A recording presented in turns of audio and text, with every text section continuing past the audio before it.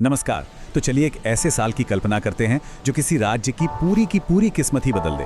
उड़ीसा के लिए वो साल है 2026 और आज हम यही समझने की कोशिश करेंगे कि ये साल आखिर कैसे राज्य की तरक्की की कहानी को हमेशा के लिए बदलने वाला है। तो सवाल ये उठता है कि भाई 2026 में ऐसा भी क्या होने वाला है जो इसे उड़ीसा के लिए इतना बड़ा मील का पत्थर बना देगा। चलिए इसी सवाल का जवाब ढूंढते हैं। जवाब छुपा है इस एक बहुत बड़े नंबर में, करीब करीब 1,00,000 करोड़ रुपए।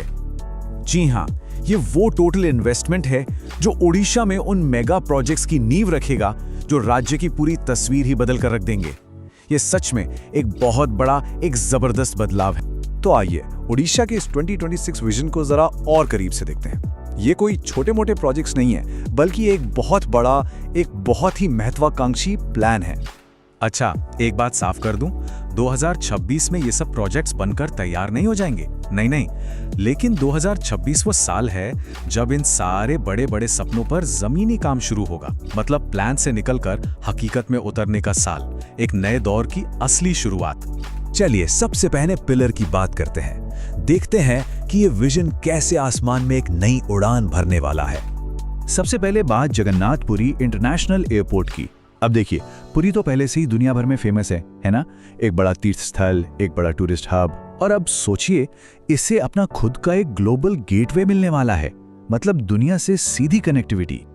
अब जरा नंबर्स पर गौर कीजिए। सिर्फ फेज 1 में ही 5,600 करोड़ रुपए से ज्यादा का खर्चा, हर साल करीब 46 लाख पैसेंजर्स को हैंडल करने की कैपेसिटी।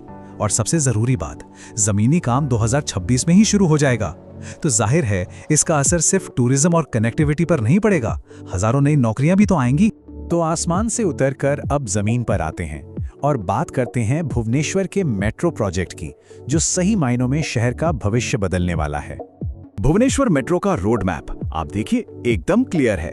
2025 तक नया रूट फाइनल हो जाएगा।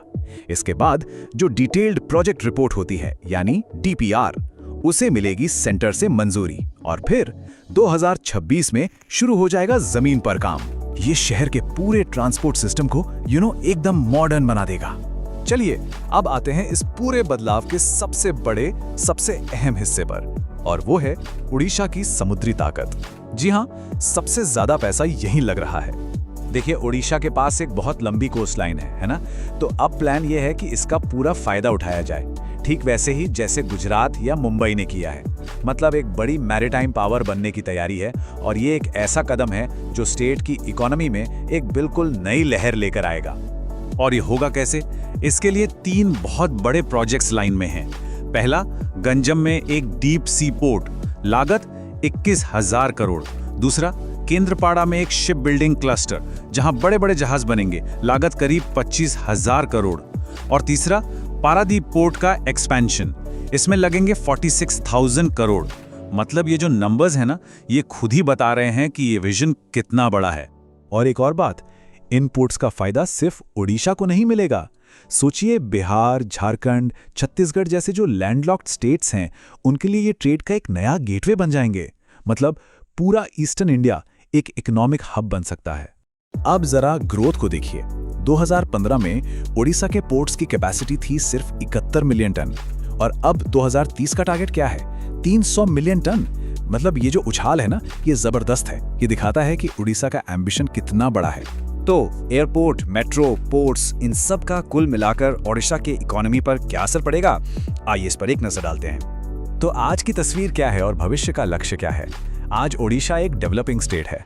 लक्ष्य है एक डेवलप्ड स्टेट बनना, पोर्ट कैपेसिटी को 500 मिलियन टन तक ले जाना और $1 ट्रिलियन की इकोनॉमी बनाना। ये कोई छोटा मोटा बदलाव नहीं है, ये एक जेनरेशनल लीप है, एक पीढ़ीगत छलांग। और आखिर में ये सब कुछ एक बड़े मकसद से जुड़ा है। वो मकसद है ओडिशा को मेड इन इंडिया और विकसित भारत 2047 जैसे नेशनल मिशंस का एक बहुत जरूरी हिस्सा बनाना, उसे इंडिया की ग्रोथ का एक मेन सेंटर बनाना। तो आखिर में एक सवाल तो बनता है, क्या 2026 से शुरू होने वाला ये इंफ्रास्ट्रक्चर बूम सच में ओडिशा को इंडिया का नया ग्रोथ इंजन बना पाएगा? खैर, इसका जवाब तो हमें आने वाला वक्त ही बताएगा।